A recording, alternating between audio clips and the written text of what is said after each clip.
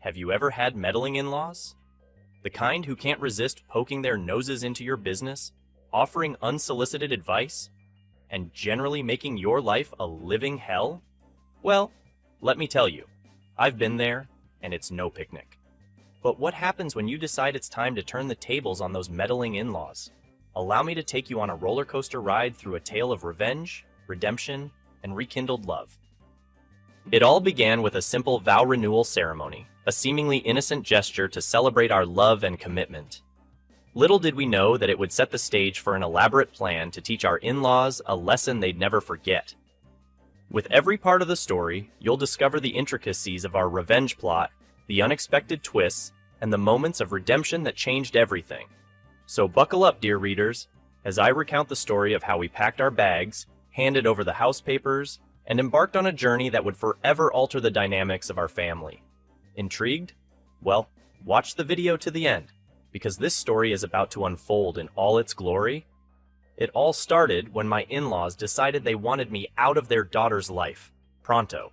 But little did they know, I had a plan up my sleeve that would not only secure my place in their hearts, or not, but also have them second-guessing their brilliant idea. First, let's meet the cast of characters. There's me, Kevin, with a knack for turning the tables, and there's my wife, Jane, the love of my life. Then, of course, we have the antagonists of our story, my in-laws, John and Mary, who have made it their mission to rescue their dear daughter from my clutches. Let me regale you with the tale of how my relationship with my wife's parents went from mildly awkward to a full-blown sitcom, complete with scandals and intrigues. Hold on to your hats. It's going to be a bumpy ride. My journey into the labyrinth of in-law relationships began when I married the love of my life, Jane. Our whirlwind romance had been a fairy tale until I met her parents. I didn't realize it then, but they would turn our lives into a never-ending circus act. Meet Jane's father, John. He's the quintessential dad joke king, with a collection of puns that could make a stand-up comedian jealous. However, it's not just the puns, it's the timing. Picture this. Jane and I, dressed to the nines, ready for a romantic dinner, and out of nowhere, he'd chime in with a pun about forks, sending us into fits of laughter. "John, how do you come up with these?" I'd ask, genuinely baffled. He'd grin and reply, "It's all about being well-rounded." But it wasn't just the jokes. It was his obsession with antique cars. He had a knack for spotting rusty relics on the side of the road and insisting that he could restore them to their former glory. Jane and I had lost count of the number of weekends spent in oil-stained garages, surrounded by half-assembled engines and the distinct scent of motor oil. Then there's Jane's mother, Mary, the eternal optimist with a dash of eccentricity. She had an uncanny ability to turn any situation into a heartwarming Hallmark movie script. Once, we got caught in a torrential downpour during a picnic. While Jane and I tried to salvage the soggy sandwiches, Mary declared, "This is just like one of those romantic rain scenes in movies." "Mary," I said, holding a dripping PB&J, "I think they have umbrellas in those scenes." But the piece de resistance was her obsession with knitting. She was convinced that knitting could solve all of life's problems. Stubbed your toe? Knit a cozy for it. Lost your keys? Knit a keychain. She once spent an entire weekend knitting emotional support scarves for us, just in case we ever felt the need for an extra dose of comfort. As you can imagine, our interactions led to a fair share of misunderstandings and mishaps. John once decided to surprise us with an improved front lawn by planting a mini forest of cacti. Yes, you read that correctly. Cacti in our suburban front yard. "John," I sighed, "our neighbors are going to love this." He winked and said, "It's low maintenance, son, and a great conversation starter." Mary, on the other hand, was convinced that I had a hidden talent for knitting. So, she roped me into attending a knitting class with her. Picture me, surrounded by grandmas knitting sweaters for their cats, desperately trying to make sense of knitting needles and yarn. It was an experience, to say the least. Our relationship with the in-laws became increasingly strained. Every visit felt like an expedition into the unknown. John insisted on helping with household chores, which typically ended with him vacuuming the curtains and Jane and me trying to suppress our laughter. Mary, on the other hand, saw our home as a blank canvas for her crafting experiments, with glitter and glue making their way into every crevice. But the real trouble started when they decided that our love life needed a boost. Mary gifted us a book titled Passion Unleashed: Reignite the Fire. The cover featured a shirtless man holding a rose between his teeth. John, of course, couldn't resist adding his touch. A sticky note on the cover that read, "Read this with candles." I turned to Jane, exasperated, and said, "Your parents are trying to turn our bedroom into a shrine of passion." Our home had become a battleground of quirks and eccentricities. But little did we know that the climax of this sitcom was yet to come. One fateful evening, we returned home to find our living room transformed into what can only be described as a psychedelic knitting paradise. There were neon yarns hanging from the ceiling, hand-knit cushions strewn everywhere, and, in the center of it all, Mary sat with a giant ball of multicolored yarn. "Surprise!" she exclaimed. "I call it the Knitplosion." I blinked, unable to comprehend the chaos. Jane, my partner in navigating this absurdity, whispered, "We need to do something before they turn our lives into a reality show." And so, we devised a cunning plan. We invited them over for a family meeting where we gently explained that, while we loved their quirks, it was time for some boundaries. "We appreciate your creativity, but our living room isn't a canvas for artistic expression," I said. John nodded. "And I promise to keep my cacti in my own yard." Mary sighed. "I suppose I can knit less." Aggressively. Our relationships were saved from becoming a full-blown soap opera, but we couldn't help but wonder what scandal or intrigue the in-laws would unleash next. One thing was certain. Life with them was anything but dull. As I recount these tales, I can't help but smile at the absurdity of it all. In-laws can be a handful, but they also bring a unique flavor to life. After all, what's a good sitcom without a cast of quirky characters? But back to my story, our main dish. So, here's how it all went down. My in-laws invited us over for what they claimed was a family meeting. Red flag right there, am I right? I knew it was going to be an ambush, but I decided to play along. As we settled into their posh living room, John cleared his throat, wearing an expression that screamed, "I'm about to drop a bomb on you." "Listen, son," he began. "We've been discussing Jane's future, and we think it's best if you two take a break." I raised an eyebrow. "A break? You mean like a vacation?" Mary chimed in, her face as stern as a school principal's. "No, we mean a breakup. We believe it's for the best." I thought I'd misheard them for a second. A breakup? Really? But then it hit me. This was my golden opportunity. I nodded solemnly, pretending to be defeated. "I see. If that's what you think is best for Jane." Little did they know, I had an ace up my sleeve that would leave them speechless. As we left their house that evening, I made a quick stop at my attorney's office.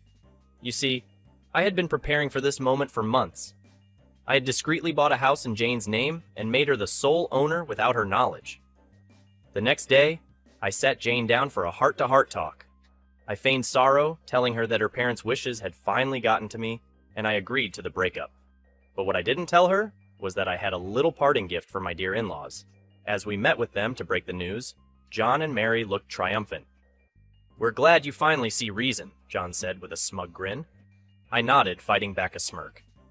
"Yes, we'll be going our separate ways, just as you wanted. But before we do, I have something for you." And that's when I handed over the house papers to my wife, effectively making her the sole owner of the beautiful house I had bought. Jane's eyes widened in surprise as she realized what had just happened. The expressions on my in-laws' faces were priceless. Shock, disbelief, and a dash of regret danced across their features. "Consider it a parting gift," I said with a wink. "You wanted us to break up, after all." The room fell into a stunned silence. My in-laws were left speechless, and I couldn't have been happier. Revenge was served, and it was delicious. All right, folks, time for continuation of this epic saga of revenge. If you thought things were spicy before, just wait until you hear what happened next. So there we were, my wife Jane and I, with the house papers officially transferred into her name. The look on my in-laws' faces was a mix of shock, anger, and sheer disbelief. It was the kind of satisfaction you can't put a price on, but I wasn't done with my grand plan just yet. As we bid farewell to John and Mary, Jane and I moved into the new house. Now, let me tell you, it was a beauty. A charming two-story home with a lush garden and a cozy fireplace. It was the perfect place for us to start our separate lives. But here's the kicker. I had secretly arranged for a housewarming party, and I was about to invite every nosy neighbor, friend, and distant relative we had. The plan was simple yet devious. We were going to act like the perfect couple, showering each other with affection and acting as if our breakup was just a minor hiccup in our love story. The invitations went out, and our guests arrived one by one. Jane and I put on quite the show, holding hands, whispering sweet nothings, and basically pretending we were still head over heels in love. I even went all out with a surprise gift for Jane during the party. A framed picture of us from our happiest moments together. As the evening went on, I could see my in-laws growing increasingly uncomfortable. They had expected me to slink away quietly, not throw a lavish housewarming party with Jane. Oh, the irony. The pièce de résistance came when I made a toast to our new beginning. I spoke about our undying love, our unbreakable bond, and how this house symbolized the fresh start we both needed. I could practically see the steam coming out of John's ears as he forced a smile.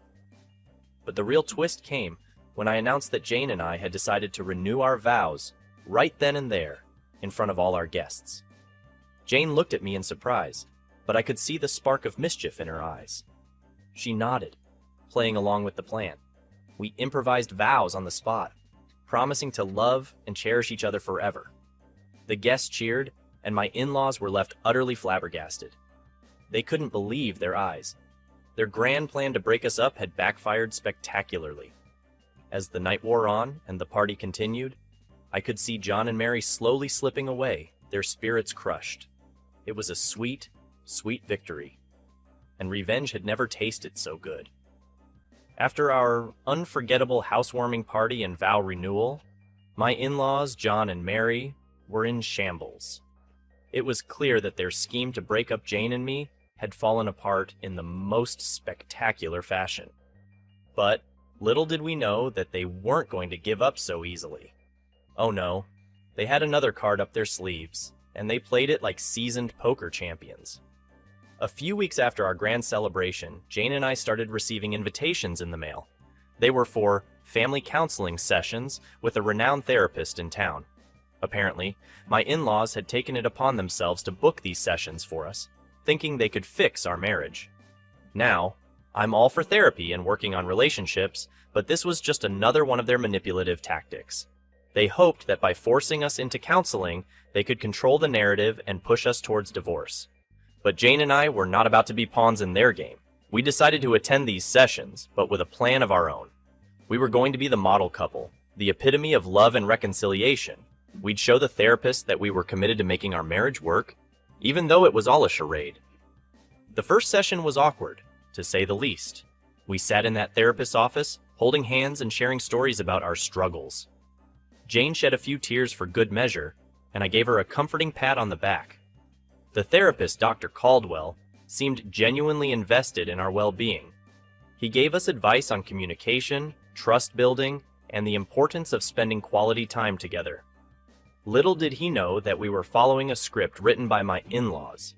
As the sessions continued, we played our parts to perfection. We laughed together, shared our innermost thoughts, and even went on a weekend getaway that we had no intention of enjoying. Our acting skills were top-notch, and Dr. Caldwell was eating it up. But then came the bombshell. During one particularly emotional session, Jane tearfully confessed that she had been having an affair. She looked at me with remorse in her eyes, and I put on a show of shock and heartbreak. The therapist was taken aback, and my in-laws must have thought they had finally won. However, our plan was about to take an unexpected turn. I decided to confess as well, revealing that I too had been unfaithful. The therapist was now in uncharted territory, faced with a couple who had both strayed but were willing to forgive each other. We spun a tale of forgiveness, redemption, and renewed commitment. Dr. Caldwell was baffled, but he couldn't argue with a couple who claimed to have found their way back to each other through forgiveness. As we left the session that day, I couldn't help but smirk. My in-laws' plan had backfired once again. Instead of tearing us apart, it had brought us closer together. And the look on their faces when we shared the good news was priceless. After our bombshell confessions at the therapy session, Jane and I continued our charade of reconciliation. We played the roles of a couple on the path to forgiveness and healing. Dr. Caldwell, our unwitting therapist, had no idea that we were manipulating the situation to our advantage. Our plan was simple yet diabolical. We would continue to act as the perfect couple, lulling my in-laws into a false sense of security. They must have thought they had won, that their meddling had finally pushed us over the edge. But we had a few tricks up our sleeves. We began dropping hints about a surprise we had in store for them, something that would prove our commitment to each other and silence their doubts once and for all. Curiosity got the better of them, and they couldn't resist asking about our mysterious surprise. With exaggerated enthusiasm, we told them that we were renewing our wedding vows, and we wanted them to be there to witness our recommitment to each other. Their expressions were priceless, a mixture of shock, guilt, and confusion. They had expected us to crumble under the weight of their interference, not come back stronger than ever, but they had no choice but to accept our invitation to the vow renewal ceremony. We spared no expense in planning the event. It was a lavish affair, held in a picturesque garden with flowers, music, and a guest list that included our closest friends and family. My in-laws had no idea what they were walking into. As we stood before our loved ones, Jane and I exchanged heartfelt vows, pledging our love, trust, and loyalty to each other. We spoke of forgiveness and the strength we had found in each other's arms. It was a performance worthy of an Oscar. But the pièce de résistance was yet to come. After we exchanged rings, we made a surprise announcement. We revealed that we had decided to sell our house, the very house my in-laws had pressured us to leave. Their expressions shifted from confusion to shock as we explained that we were using the proceeds to embark on a year-long adventure together, traveling the world. We had turned the tables on them once and for all. The house they had tried to take from us was now funding our dream journey, and they were left speechless. As the ceremony concluded, my in-laws approached us, their faces pale. They tried to speak, but the words escaped them. It was the sweet taste of victory. However, the importunity of my meddling in-laws has not gone away, so I had to go the ingenious move that ensures they would never interfere in our lives again. After our extravagant vow renewal ceremony, my in-laws were a wreck. They had witnessed our love and commitment firsthand, and they knew they couldn't meddle in our lives any longer without facing severe consequences. But we couldn't rely solely on their newfound guilt. The day after the ceremony, Jane and I presented them with a surprise gift, an all-expenses-paid vacation to a remote cabin in the woods. We explained that it was our way of thanking them for their support and understanding during our challenging times. They were initially hesitant, suspicious of our motives, but we insisted it was a genuine gesture of gratitude. We assured them that we had put the past behind us and were ready to move forward with a clean slate. They reluctantly accepted the gift and embarked on their getaway, leaving us with an empty house to prepare for our year-long adventure. Little did they know that this cabin was strategically chosen. It was hours away from any cellular reception or internet access, effectively cutting them off from the outside world. As they settled into their isolated retreat, we sent occasional messages, asking if they were enjoying their vacation and assuring them that we were having a fantastic time planning our travels. Their replies grew less frequent as they immersed themselves in the peaceful surroundings, blissfully unaware of our ultimate plan. A week into their vacation, we received a message from them, admitting that they had realized the error of their ways and regretted their past interference. They confessed that they were now committed to giving us the space and privacy we deserved. It was the moment we had been waiting for. We replied with warmth and forgiveness, telling them that we appreciated their honesty and were willing to move past the past, just as we had promised during our vow renewal. They were overjoyed by our response and expressed their eagerness to make amends. And then, we dropped the bombshell. We explained that our year-long adventure was, in fact, a solo journey, just Jane and me. We told them that it was an opportunity for us to strengthen our bond and reconnect without any external distractions. Their shock was palpable through their messages. They couldn't believe that we had excluded them from our plans after everything they had done. But we reminded them of their newfound commitment to respecting our boundaries and assured them that we would return to them after our journey. As days turned into weeks, My in-laws remained isolated in their cabin, stewing in their realization that they had been outsmarted. We, on the other hand, embarked on the adventure of a lifetime, traveling the world, strengthening our relationship, and creating unforgettable memories. By the time we returned, my in-laws had undergone a transformation. They had reflected on their actions and genuinely changed for the better. They welcomed us home with open arms, ready to rebuild our relationship on a foundation of respect and understanding. And so, dear friends, we conclude our revenge tale with a twist of redemption. My in-laws learned the hard way that meddling in others' lives comes with consequences, but they also learned the value of respecting boundaries and cherishing the bonds of family.